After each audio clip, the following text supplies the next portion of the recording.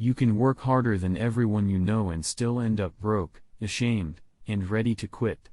What if the real reason nothing works isn't talent or luck, but the moment you move on the instant it starts to hurt?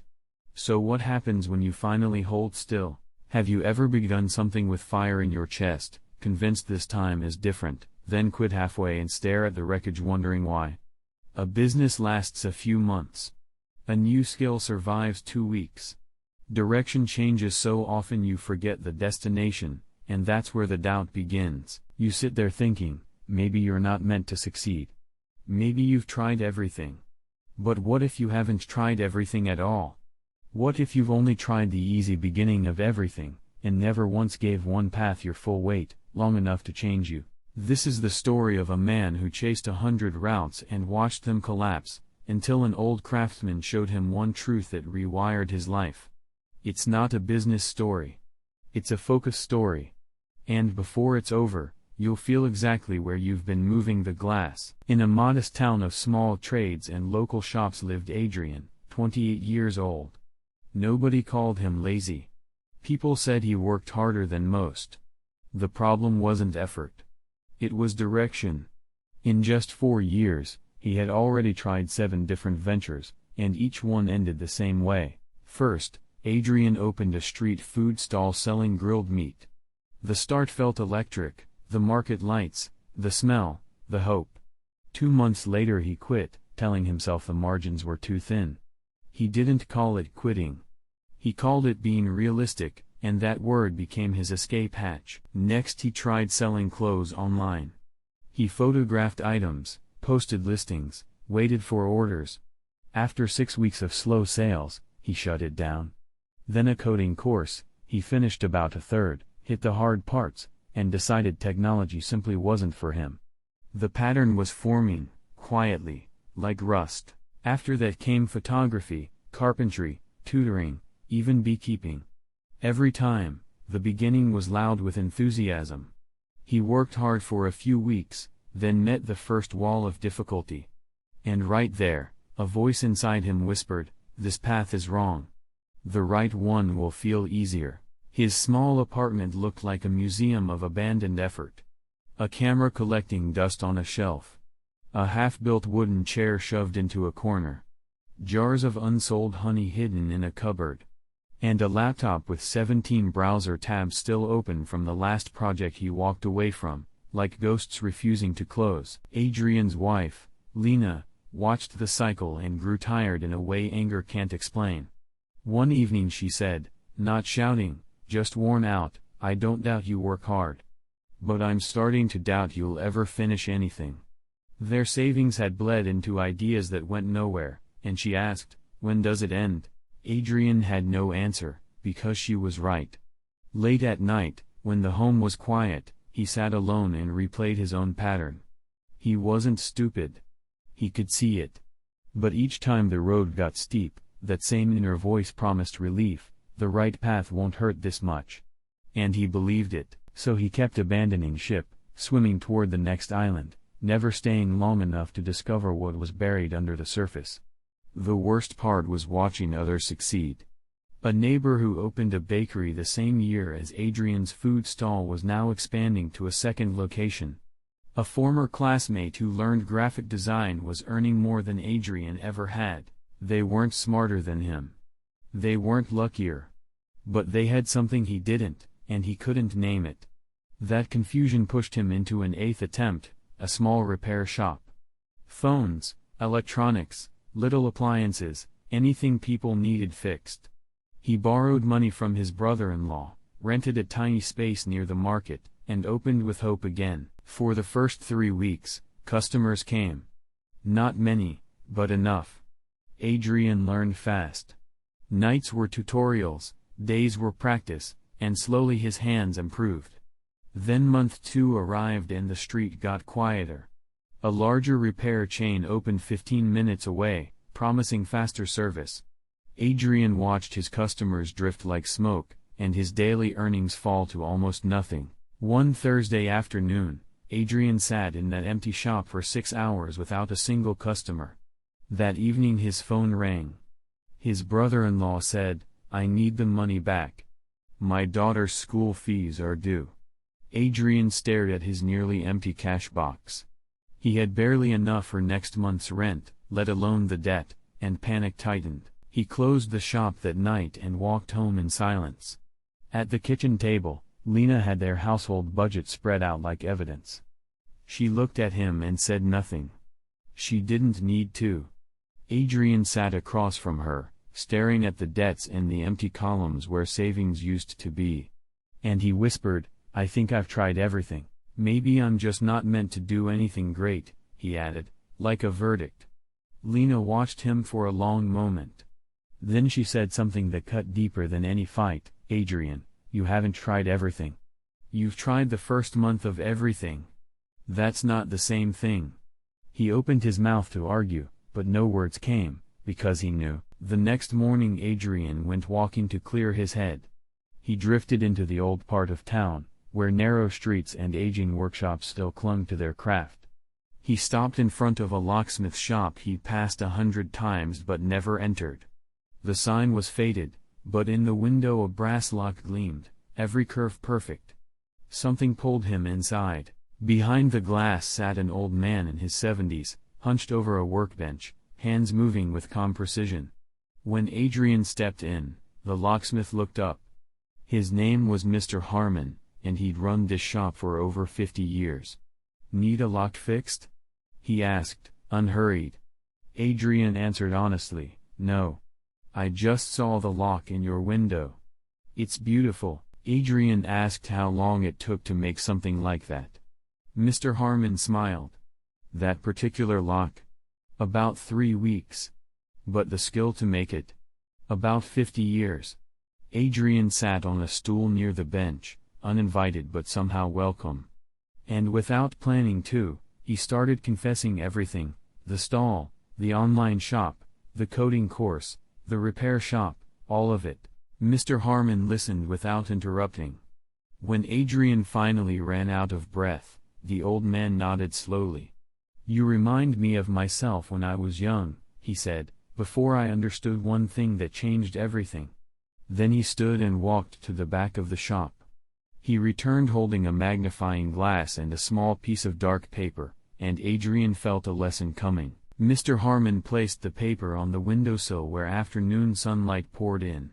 "Tell me," he said, "if I hold this magnifying glass and move it around constantly, waving it here and there, will anything happen to the paper?" Adrian shook his head. "No. Nothing." "Correct," Harmon said, and began moving the lens randomly. The light scattered. The paper stayed cool. Then Mr. Harmon said, "Now watch." He held the magnifying glass perfectly still, focusing the sunlight into one bright point. He didn't adjust. He didn't move. 10 seconds. 20. Around 30 seconds, a thin ribbon of smoke rose. A tiny flame appeared. The paper caught fire. Adrian stared, like his brain had just seen proof of something it feared was true. Mr. Harmon set the glass down. The sun didn't get hotter. The glass didn't change. The paper is the same paper. The only difference is focus. When you scatter the light, nothing burns. When you concentrate it on one point and hold it there long enough, it creates fire. He looked at Adrian as if he was talking about his life, not the paper, and Adrian felt exposed. "Your problem isn't a lack of energy," Mr. Harmon continued. "You have plenty of sunlight. Your problem is you keep moving the glass. You never hold it still long enough for anything to catch fire." The words landed deep. Adrian swallowed, then asked the question that had controlled him for years, "But how do I know which point to focus on? What if I choose wrong?" Mr. Harmon shook his head. "That question is the trap. You keep asking, which path is right? Instead of asking, am I willing to stay on this path long enough for it to work? Almost any path leads somewhere if you walk it far enough. But no path leads anywhere if you turn back every time the road gets steep." And that hit Adrian like a diagnosis. Mr. Harmon picked up a half-finished lock from his bench. "When I was 22, I wanted to be a carpenter, then a watchmaker, then a jeweler," he said. "I kept jumping. He paused, remembering. Then my father sat me down and said something I never forgot. Adrian leaned in, because he could feel the next sentence was going to be a rule, not advice. Mr. Harmon repeated his father's words slowly. Everything can succeed if you pour your whole mind into it. When you think there is no other way, that is the moment you have not tried hard enough. He let it hang, then added, I chose locksmithing the next day, not because it was perfect, but because I decided to make it perfect by never leaving. Adrian felt the difference between choosing, and Mr. Harmon didn't romanticize it. The first 5 years were terrible, he said. I made ugly locks. I lost customers. I questioned my choice 1,000 times. But he stayed. Somewhere around year 7, something shifted. My hands knew what to do before my mind did. The craft became part of me, then the beautiful work came. Adrian pictured 7 years and almost flinched. Mr. Harmon leaned forward, voice firm now. You haven't failed 8 times, Adrian. You've quit 8 times. There's a difference. Adrian walked home that evening in silence, but his mind wasn't jumping between possibilities. For the first time in years, it felt still. And in that stillness, one venture rose above the rest, the repair shop, the one where he'd learned fastest, and actually, he genuinely enjoyed fixing things, understanding how machines worked, finding the broken piece, making it whole again. He hadn't failed at repairs. He'd simply left before the work got hard enough to make him good. The next morning, Adrian reopened the shop, but something had changed. He didn't set a deadline for success. He didn't tell himself, if this doesn't work in 2 months, I'll do. Lena watched cautiously, not convinced yet that this time was different. But Adrian didn't waver. Every evening after closing, he studied. He learned repairs the chain shop couldn't handle, vintage radios, old sewing machines, specialized kitchen equipment. He watched hundreds of hours of tutorials. He practiced on broken items neighbors gave him for free. And when doubt crept in, he saw in his mind, the magnifying glass hovered over that paper again. Hold still, he'd tell himself. Don't move the light. Around the 4th month, something began to change. A woman walked in carrying her grandmother's antique clock. 3 other shops had refused it. Adrian didn't rush. He spent 2 full days researching the mechanism, ordering a tiny part, and reassembling it with care. When the clock finally ticked again for the first time in 12 years, the woman nearly cried. She told her friends. They told theirs. And soon the town had a new sentence, there's a repairman near the market who fixes what nobody else can. Adrian's reputation grew, not from marketing tricks, but from depth, skill that only appears when you stay long enough to develop it. And that's when by the end of the first year, Adrian had a waiting list. People drove from neighboring towns to bring him difficult repairs. He hired a young assistant and began teaching him. He repaid his brother-in-law. He and Lena moved to a slightly larger apartment, nothing extravagant, but stable, dignified, earned. And one afternoon, Adrian walked back to Mr. Harmon's locksmith shop with a small box. Inside the box was a gift, a beautifully restored brass compass he'd repaired from a pile of scrap. Mr. Harmon lifted it toward the light, examining the work, then nodded. You held the glass still, he said. Adrian answered, I did. And you were right. The fire came. It just took longer than I wanted. Mr. Harmon smiled. It always does. That's why most people never see it. And right, Adrian's story isn't really about repair shops or locksmiths or even that magnifying glass. It's about a truth that applies to you, right now. Everything can succeed if you pour your whole mind into it. And when you think there's no way left, that's the exact moment you haven't tried hard enough, not by trying more things, but by trying harder at one thing. Here's what most people get wrong. Most people confuse movement with progress. Switching paths feels smart, adaptable, strategic. But every time you restart, you throw away months or years of depth you already built. The neighbor who grew a bakery wasn't braver than Adrian. They simply never left. They endured the slow months, the bad reviews, the doubt, and eventually the craft rewarded patience. Depth beats breadth every quick pause. If you've ever recognized yourself in that cycle of starting strong and fading out, tap like right now. Not for the algorithm. As your first small act of commitment today. One click that says, I'm done drifting. Because in a minute, I'm going to ask you to choose one thing, and we're going to make it real. So if you're sitting where Adrian once sat, scattered across half-finished dreams, here's the first move. Choose one path. Not the perfect one. The one you keep coming back to. The one that still interests you even on bad days. That's your answer for now. And the next step is where most people panic, because it removes their escape route. Second, commit to it for 1 full year without questioning your choice. Write it down. Put it where you'll see it every morning. The goal isn't to feel certain. The goal is to stop renegotiating with yourself every time discomfort shows up. Doubt will arrive, because it always does, and when it does, remember the magnifying glass only works if you hold it still. But commitment alone isn't. Third, study deeper, not wider. Stop hunting for the next opportunity and start mastering the one you already have.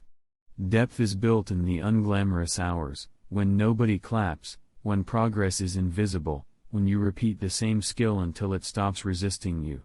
That's where the chains can't compete, and where your reputation is born. And if you think that sounds slow, good, slow is where, because the skill that separates amateurs from experts isn't talent. It's the thousands of hours most people refuse to invest. Adrian wasted 4 years jumping from path to path. He had energy, intelligence, will. What he lacked was focus. And that's the uncomfortable truth, you don't need a new personality. You need a new pattern.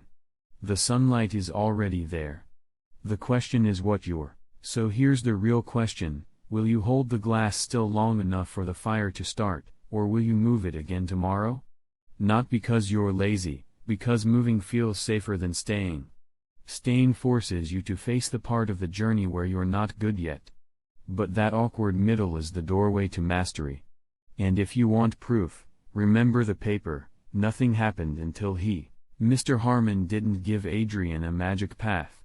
He gave him a rule, stop moving. Stop asking for painless certainty. Decide, then stay. And when you hit the steep part, don't treat it as a sign you chose wrong, treat it as the price of becoming someone new. The first 5 years were terrible for Harmon. The first 3 months were brutal for Adrian. That pain wasn't failure. It was the process. If you keep switching, you'll keep resetting to zero. But if you stay, depth starts stacking quietly, day after day, until one day you look up and realize you can do what others can't. That's when people call you gifted. That's when they call it overnight. They didn't see the year you refused to question the choice. They didn't see the nights you studied instead of escaping. And that's. So today, don't promise yourself 10 new starts. Promise one long stay. Pick the thing you keep returning to, write your 1-year commitment, and put it where you'll see it. Then when the first wall shows up, and it will, hear Mr. Harmon in your head, the sun didn't change. The glass didn't change. The only difference is focus. Hold it still. Because your fire is not missing. It's waiting on.